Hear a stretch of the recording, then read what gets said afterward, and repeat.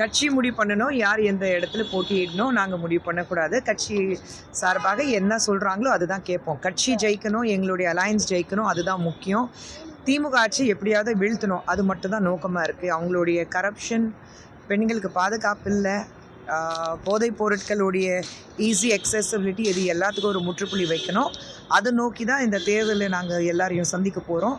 தனிப்பட்ட முறையில் நான் போட்டியிடணும், நான் ஜெயிக்கணுங்கிறது கிடையவே கிடையாது. ஒன்றுமே கொடுக்கல. எந்த தொகுதி உங்களுக்கு தெரியுமா? எந்தெந்த தொகுதி கொடுக்க போகிறாங்க, எத்தனை தொகுதி கொடுக்க போகிறாங்க, யாருக்கும் தெரியல. விஜய் வந்து நேற்றைக்கு சிபிஐ விசாரணைக்கு ஆஜராயிட்டு வந்தாரு. வெளியே வரும்போது மிகவும் உற்சாகமாக வந்தாரு. அதை நீங்கள் எப்படி பார்க்குறீங்க? ஒரு விசாரணை ஆஜராயிட்டு அவர்கிட்ட தான் கேட்கணும். அதே போல செந்தில் பாலாஜிக்கு நீங்கள் நாளைக்கு ஆஜராக சம்மன் கொடுத்துருக்காங்க. இந்த விஷயத்தை நீங்கள் எப்படி பார்க்குறீங்க? தவறு பண்ணும்போது சமன் வந்தால் போய் பார்த்து தானே ஆகணும். ஏன் யாருமே போகாமல் இருக்காங்களா? அவருக்கு நான் விதிவிலக்கா? சமன் கொடுத்தாங்கன்னா போய் பார்த்துட்டு வரட்டும்.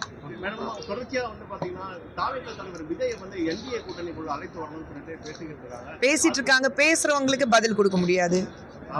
தொடர்ச்சியாக கேஸ் அந்த சிலிண்டர் அதாவது கட்டுப்பாடு இருக்கு.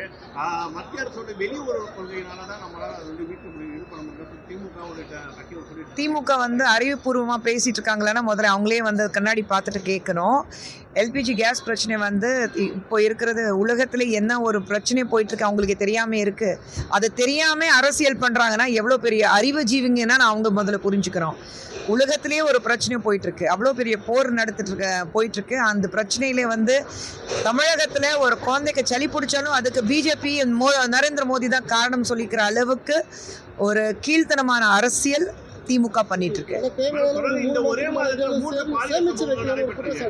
என்னங்க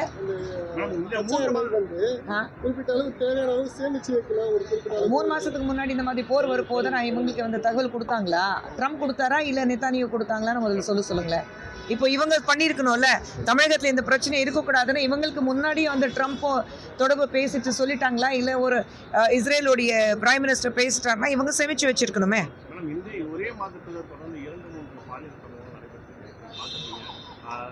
கல்வி சேவை தமிழகம் முதன்மையான தமிழகம் நாடுன்னு சொல்லி ஒரு நிலையில் இந்த பாலியல் சம்பவங்கள் நடைபெற்றது எப்படி பார்க்குறீங்க? நாங்கள் சொல்லிட்டு இருக்கிற விஷயம் ஒன்று தான்.